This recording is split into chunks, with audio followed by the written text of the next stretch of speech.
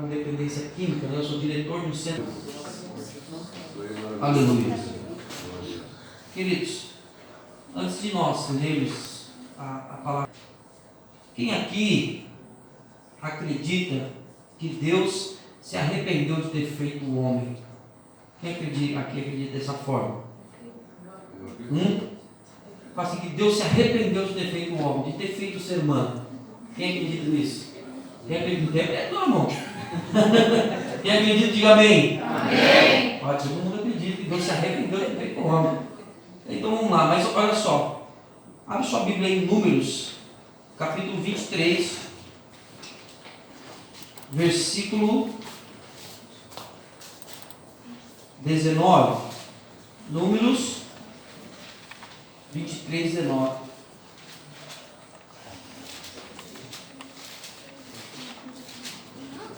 E diz assim: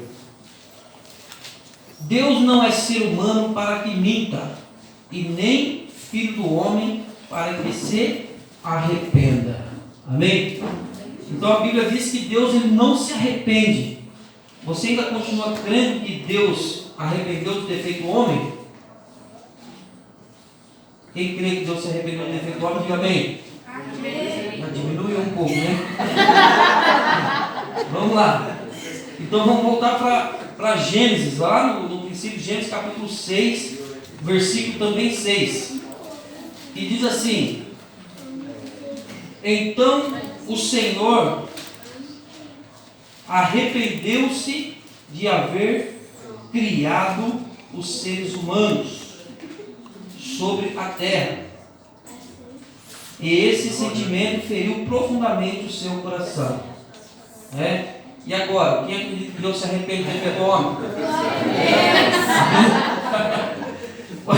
Então, pastor, você veio aqui confundir nossa cabeça, que a palavra de Deus diz que Deus não é homem para que minta e nem filho do homem para que se arrependa.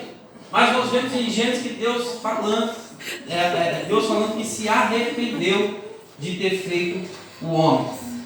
Mas eu quero nessa noite afirmar para você, e diga para o irmão que está do seu lado, assim: Deus não se arrependeu de ter feito você.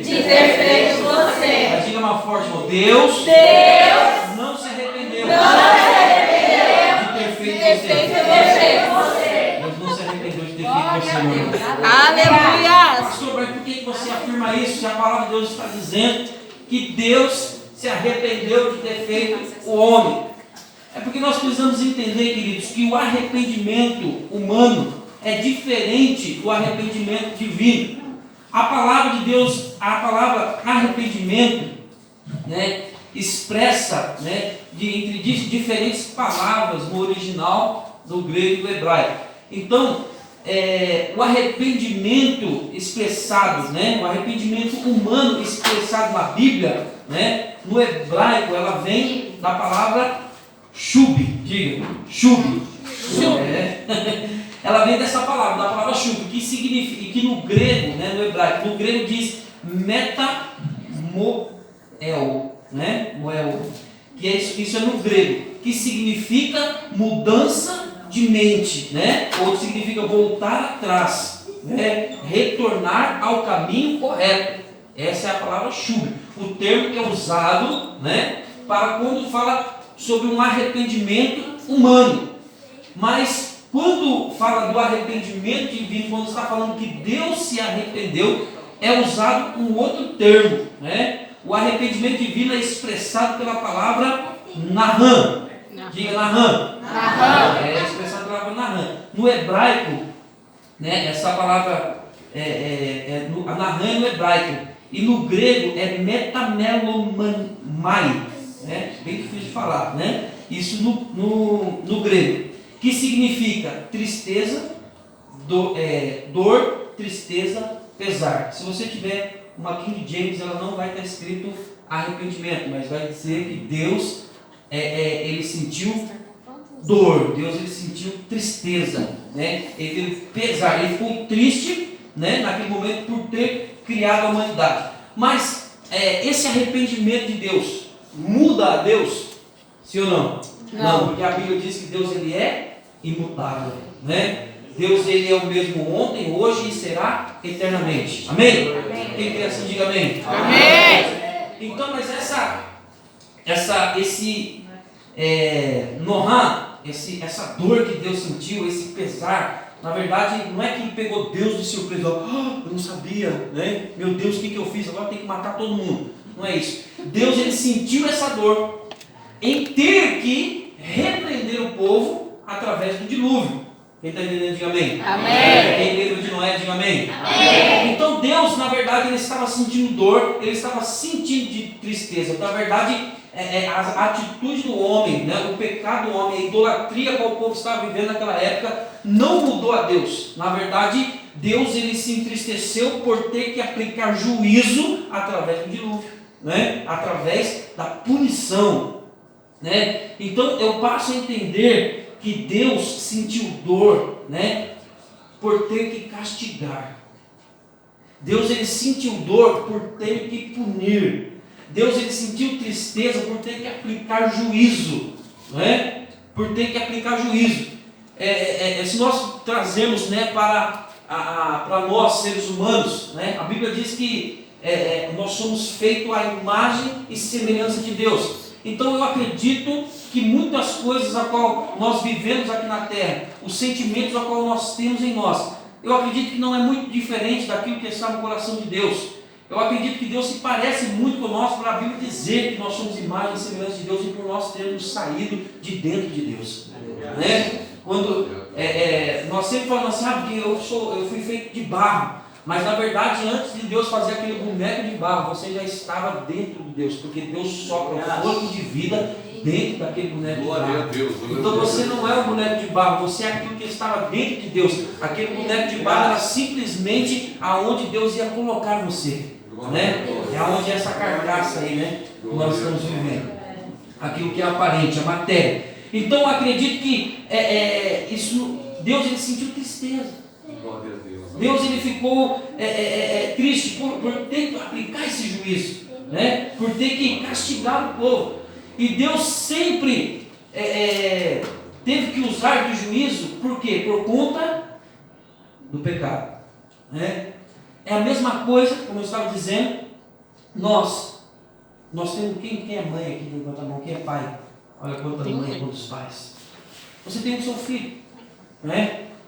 E você ama seu filho, ele é uma bênção para você. Só que o seu filho começa a fazer muita arte, começa a fazer se tornando uma criança muito desobediente, e começa a fazer malcriação, e ele não quer te obedecer. Você fala, ele faz bem, você fala, não faz, ele vai e faz.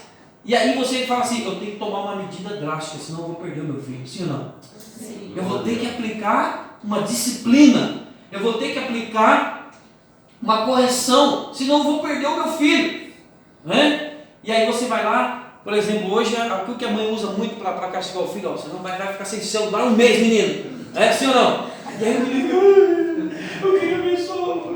Aí a criança fica chorando ali, e a mãe fica com o coração doendo, ai meu Deus, acho que eu vou diminuir um pouquinho o castigo, sim ou não? Né? Acho que eu vou diminuir um pouquinho o castigo, ele está tão arrependido, olha só como ele está bonzinho esses dias, né? E a gente começa a sentir dor porque nós castigamos o nosso filho. Quando nós demos umas palmadas, nós damos uma cintada, não é pecado não, irmão, né? Dá umas 3 cintadas, eu costumo falar que eu dou 3, mas do nome do Pai, do Filho e do Espírito Santo, né? Você dá aquelas chineladas, aquelas palmadas no bumbum da criança, que ela sai chorando e tal, a criança vira ali, você quer ir lá abraçar, mas não vai, por quê? Porque se você abraçar, você está mimando e você vai criar uma criança rebelde, uma criança que não vai te respeitar. Então nós aplicamos juízo para corrigir, para que essa criança cresça, né, no temor do Senhor, para que essa criança tenha educação, né? É triste quando a gente passa vergonha, né? O nosso filho fazendo malcriação, a gente vai para algum lugar, você vê aquela criança, né? Aí principalmente quando está comendo, vai lá e pega, e faz aquela bagunça, e aí você fala, meu Deus, né? Aí os outros olham e falam, nossa, mas será que ele não dá educação para o filho dele, né? Você vê como é que é? Depois diz que é crente ainda, né? Então, e muitas vezes é assim. E eu acredito que Deus, mais ou menos isso trazendo para nós humanos, para a gente tentar entender um pouco daquilo que Deus estava falando, quando disse que se arrependeu de ter feito o homem. de ter feito o ser humano. O povo estava fazendo tudo errado. O povo tinha se afastado de Deus. O povo estava metido na idolatria. O povo estava metido na fofoca. O povo estava metido na mentira. O povo estava metido na contenda, nos homicídios. O povo estava metido no homossexualismo. O povo estava metido com tudo aquilo que não presta. E Deus se arrependeu por ter que aplicar juízo. Ele sentiu dor por ter que aplicar juízo. Ele falou assim: vou ter que acabar com isso. Mas por que Deus fez isso? Porque Ele é mau? Não. Mas Ele aplica o mal. Muitas das vezes Ele tem que aplicar a maldade para poder nos reaproximar dEle. Diga assim para o seu irmão: Deus usa a dor para te aproximar. Não para te matar. Não para matar. Então olha o que Deus faz. Deus Ele manda o dilúvio para corrigir o povo. Só que Deus, eu acredito que Deus não se arrependeu de ter feito o ser humano. Por quê? Porque Ele tenta mais uma vez através de Noé. Ele fala que de Noé vai sair um povo que vai seguir o caminho certo, um povo que vai andar pelo caminho certo.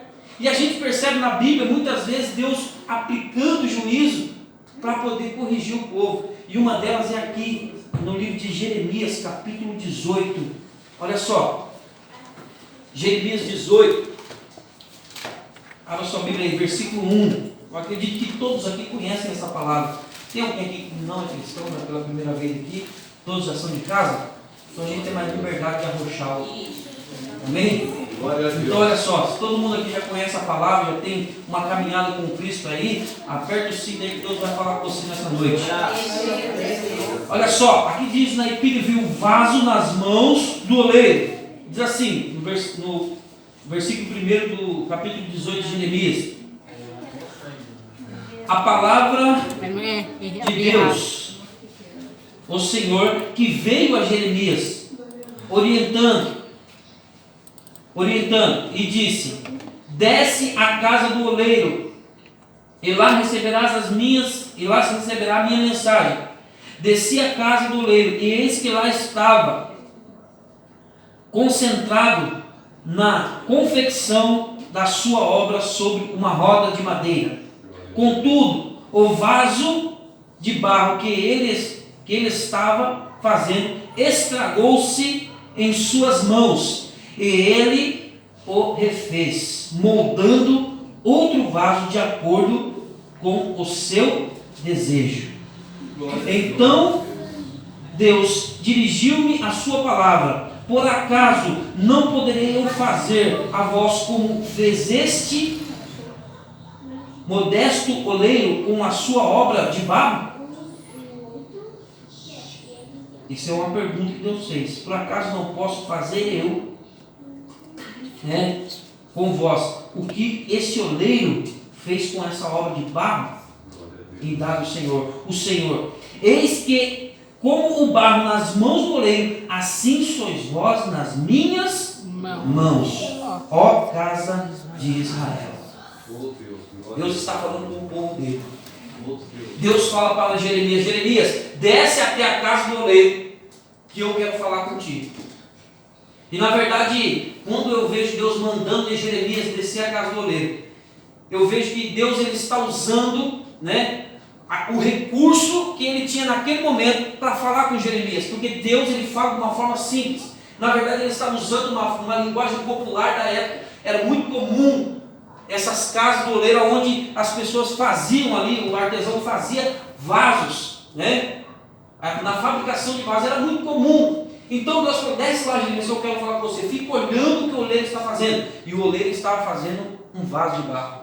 E a palavra de Deus diz que ele está com a sua obra sobre a roda. E ali ele começa na fabricação do barro. E o que eu acho interessante é que aquele vaso se estraga na mão do oleiro. Aquele vaso se estraga na mão do oleiro. Deixa eu dizer uma coisa para você. Eu já vi muitas pessoas ministrando essa palavra. E sempre nós usamos esse termo dizendo que Deus quebrou o vaso. E que Deus vai amassar o vaso. E que Deus quebrou o vaso e fez um vaso novo. Amém. Pode ser pregado assim? Glória a Deus, aleluia. Mas quando nós olhamos aqui, a palavra de Deus diz que o vaso se estragou na mão do oleiro. Eu não acredito num Deus que faz uma obra com a intenção de quebrá-la e destruí-la. Eu não consigo enxergar um Deus que constrói algo simplesmente para quebrar e fazer de novo. Eu vejo um Deus que fez uma obra não com a intenção de que essa obra se quebrasse, mas a obra se estragou na mão do oleiro. Deixa eu dizer uma coisa para você. Não é Deus que está te amassando. Não é Deus que está te quebrando. Muitas das vezes você sai do propósito de Deus e por isso você se estraga na mão dele. O propósito que ele tem na sua vida é real. A promessa que ele tem na sua vida é real. Ei, mas deixa eu dizer uma coisa para você. Para que tudo dê certo, nós precisamos estar no centro da sua vontade. Você sabe por quê? Porque a palavra de Deus diz que aquela obra estava sobre a roda. E olha, presta atenção, a obra estava sobre a roda. E eu olho para essa passagem e eu sempre vejo que a roda para mim simboliza a vontade de Deus. E o oleiro estava ali. Você sabe que para fazer o barco aquela roda tem que estar girando. Ela tem que estar girando. E quando aquela obra está girando, e se o barro ele estiver no centro daquela roda, e ela vai girar uniformemente, o vaso vai sair perfeito. Mas deixa eu dizer uma coisa para você, se a roda está girando e o vaso vai um pouquinho para a esquerda, ou um pouquinho para a direita, aquela rotação da roda vai jogar o vaso para fora da roda. Quem está entendendo, diga amém? Amém. Vai jogar o vaso para fora da roda, né? Eu lembro quando eu era criança, né, eu sou do tempo da vitrola, né? Não sou tão velho assim, mas eu cheguei a pegar um pouquinho da vitrola. Finalzinho, tá, irmão? Só não dizer que eu sou tão velho. E eu lembro que meu pai tinha, e eu começava a brincar com o papelzinho, né? Eu colocava o papelzinho no meio, o papelzinho ficava ali rodando. Eu jogava ele para o lado, a vitrola e jogava o papelzinho fora, né? Então esse movimento de rotação, né? Se você colocar a coisa no centro, ele vai tirar uniformemente, ele vai permanecer ali, né? Aí esse movimento de rotação, se você estiver fora do centro da rotação, você vai se desmanchar, né? Aquele barro se desmanchou porque ele saiu do centro. E como eu disse, essa roda, para mim, ela se chama vontade de Deus. Então deixa eu dizer uma coisa para você. Você quer que vai tudo bem na tua vida? Você quer que vai tudo bem na tua casa? Você quer que vai tudo bem no seu ministério? Você quer que vai tudo bem onde você congrega, esteja no centro da vontade de Deus? Porque se você desvia para a esquerda ou para a direita, o vaso se estraga na mão do oleiro.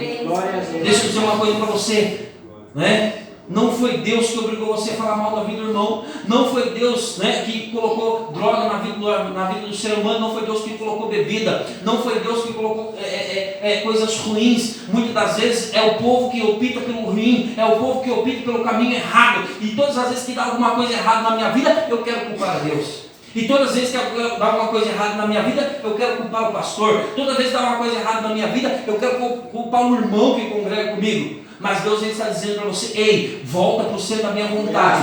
Volta para o centro da minha vontade. Porque no centro da minha vontade há transformação. No centro da minha vontade há bênção. Então Deus estava dizendo: olha,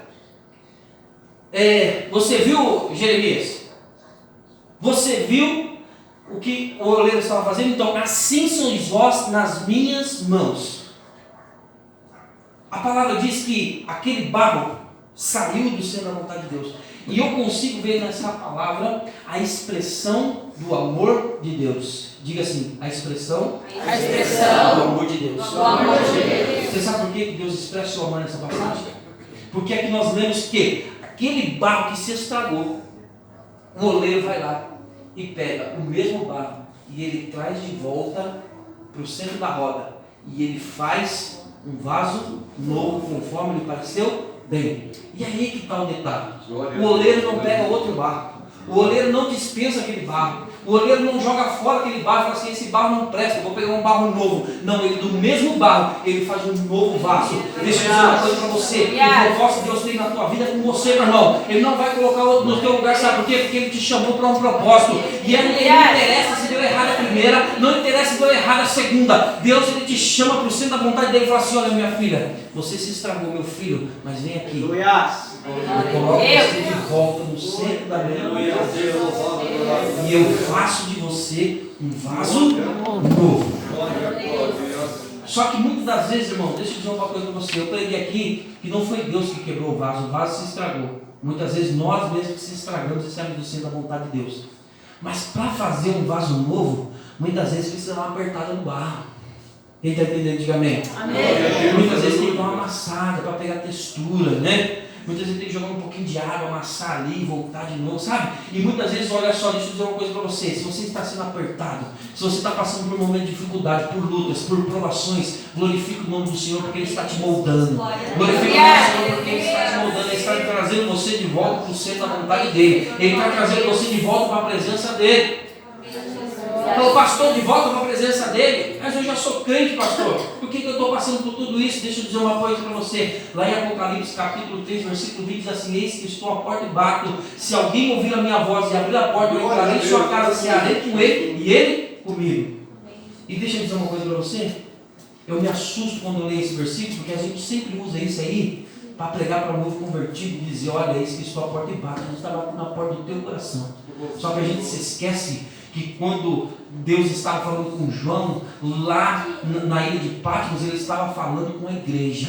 Ele estava enviando uma mensagem para uma igreja. E deixa eu dizer uma coisa para você. Olha, é possível, né, eu fazer parte do ministério, eu estar dentro da igreja, eu cantar louvores ao Senhor e o Senhor está do lado de fora, batendo na porta do meu coração. É possível, porque Ele mandou essa mensagem, foi para uma igreja. Ele mandou essa mensagem para frente. E muitas vezes a gente acha que estar dentro da igreja está tudo certo, participar de um culto religioso está tudo certo, eu não faltar no culto quarto nem domingo está tudo certo. Mas deixa eu dizer uma coisa para você: Deus quer infinitamente mais com você. Ele quer algo que a igreja não pode oferecer. Ele quer algo que pastor nenhum pode oferecer. Ele quer algo que só você pode dar para você mesmo, que é a intimidade no secreto, que é a intimidade no oculto. É trancar a porta do meu quarto e sentir a presença dele. Se eu não estou trancando a porta do meu quarto sentindo a presença de Deus, não adianta eu vir para a igreja e pagar de bonitinho, não. Se aquilo que eu vivo no secreto com Deus tem que ser o reflexo aqui fora. Agora não adianta colocar uma máscara na minha cara e chegar na igreja e glória a Deus, aleluia, que está tudo certo. Não, Deus tem intimidade com você. Ele diz: eis que estou à porta e bato. Se alguém ouvir a minha voz e abrir a porta, eu entrarei em sua casa. E Ele está falando para a crente. E Ele está falando para a igreja. Ele fala assim: volta para o centro da minha vontade. Agora você sabe o que eu acho mais triste dessa passagem? É porque muitas vezes a gente se limita em falar do vaso do oleiro, mas a gente esquece de ler o contexto e a gente vê que esse povo, que Deus falou assim: olha, se sair do centro da minha vontade, assim, esse barro, Jeremias, é o meu povo nas minhas mãos. Assim como o oleiro faz com eles, eu também vou fazer. Eu vou restaurar, eu vou restituir. E você sabe o que aconteceu no decorrer dessa história? O povo se levanta contra Jeremias e fala assim: nós não vamos receber esse tipo de profecia. Cada um vai andar conforme o desejo do seu coração. Então para nós não tem mais esperança. Que coisa de louco. Deus estava fazendo uma promessa de que iria restaurar. Deus estava usando o profeta Jeremias, dizendo que ia restaurar, dizendo que ia mudar. Agora olha só, lê aqui com a gente aqui no versículo Jeremias 18, 12. Olha só. Vamos ver os 6 primeiros. Olha só. Por acaso não poderia eu fazer de vós como fez este modesto oleiro com a sua obra, né? Isso que Deus falou. Aí olha só, no versículo 12: todavia eles alegrarão, não adianta, eis que seguiremos os nossos próprios planos. Cada um de nós continuará obedecendo e praticando as rebeldias determinadas pelo seu próprio coração maligno. Olha a decisão que o povo toma.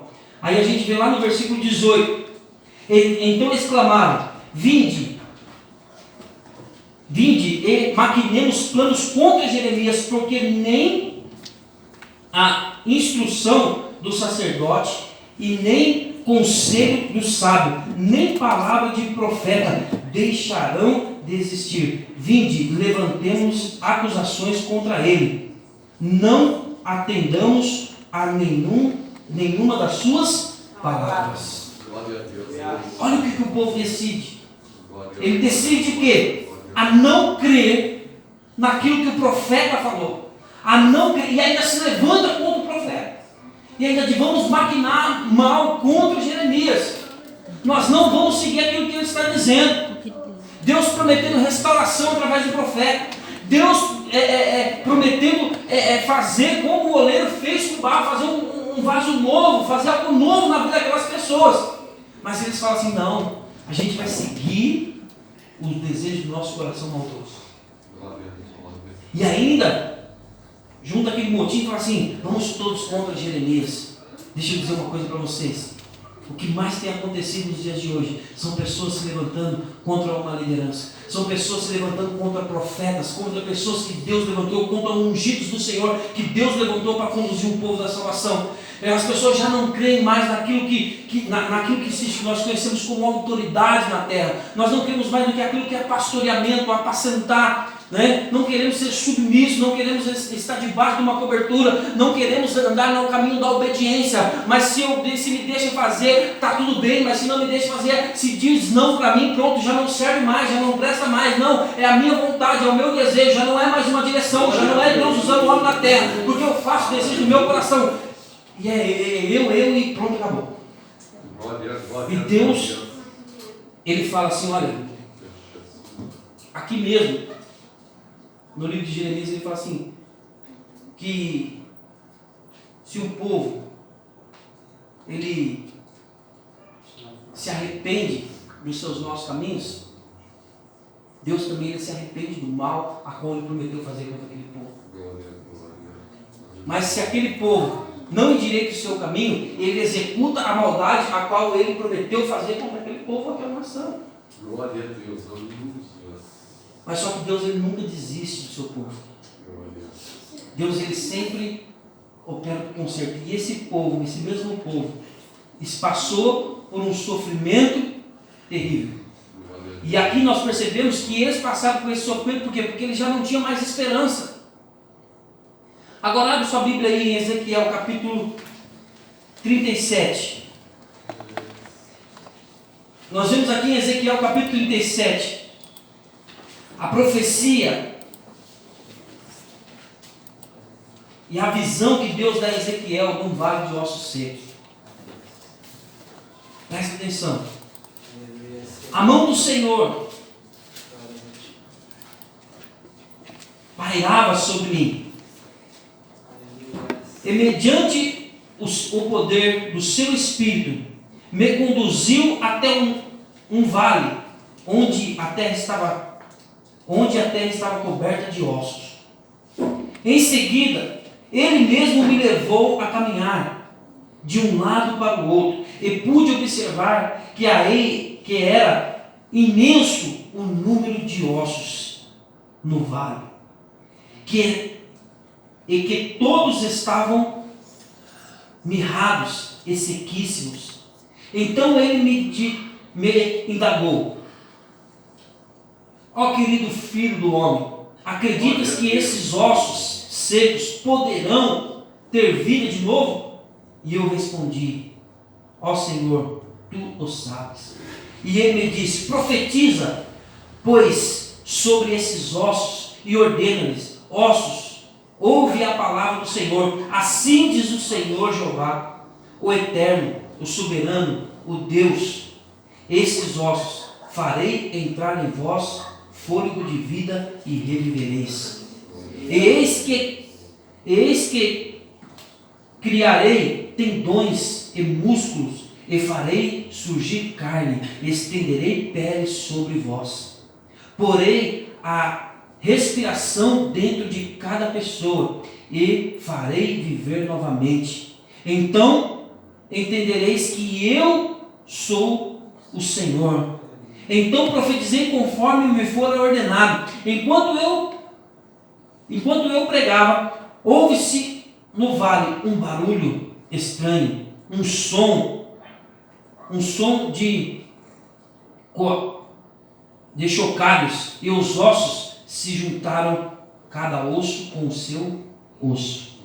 Atentei para o que estava acontecendo e notei que os ossos estavam sendo cobertos de tendões e de carne, e logo em seguida pele os cobria. Todavia eram corpos sem espírito, e não havia fôlego de vida neles. Então o Eterno me ordenou: Profetiza agora o Espírito, profetiza ao Filho do Homem, convoca o sopro de vida, dizendo: assim diz o Senhor Jeová, o Deus, ó Espírito, vem dos quatro ventos e sopra sobre estes mortos para que vivam. Fiz como me fora ordenado, profetizei, e no mesmo instante o fôlego de vida entrou naqueles corpos, e eles ganharam vida e colocaram-se em pé. Um exército, e colocaram-se em pé. E havia tanta gente reunida ali que dava para formar um exército sem medida. Presta atenção nisso. Deus, ele pega Ezequiel e ele fala assim: Ezequiel, vem comigo, em espírito. Isso é uma visão, tá? Isso não aconteceu no sentido literal. Ele pega Ezequiel em espírito e leva ele a um lugar, a um vale que estava cheio de ossos secos, um cemitério. Só que é engraçado que esses ossos, eles estavam expostos, eles não estavam enterrados. Quando uma pessoa morre hoje, o que a gente faz? Enterra. E na verdade a gente tem pressa de enterrar. Por quê? Porque começa a cheirar mal. Mas nós vemos aqui que Deus leva Jeremias a um lugar aonde esses ossos, que a palavra de Deus diz que estavam sequíssimos, está sobre a superfície do vale. Ela não está não está enterrado, está exposto, né? E Deus fala para Ezequiel: Ezequiel, poderão reviver esses ossos? Ezequiel não é bom. Ele fala assim: Senhor, tu que sabes, né? Ele está dizendo: Pai, o poder, o domínio, a autoridade está nas tuas mãos. Porque aquela situação foge da capacidade humana, foge do controle, do domínio do homem, e passa a ser totalmente dependente de Deus. Deus, se o Senhor fizer, está feito. Se o Senhor não fizer, não está nas minhas mãos. E Ezequiel reconhece isso, né? E nós precisamos entender que tem coisas que fogem do controle das nossas mãos, e nós precisamos confiar no Eterno, né? E aí Ezequiel fala assim, e Deus fala para Ezequiel: Ezequiel, então faz o seguinte, profetiza, diga para esses ossos que eu, o Senhor, vou fazer eles reviverem, e vai estender tendões, músculo, carne, pele. Profetiza sobre esses ossos. E Ezequiel profetizou conforme o Senhor tinha ordenado. E a palavra de Deus diz que Ezequiel começa a ver ali um barulho, um rebuliço, né? Barulho de chocalho, cada osso se juntando com o seu osso. E se coloca de pé um exército numeroso. E aí Deus fala assim: Ezequiel, está faltando alguma coisa? Falou: está tudo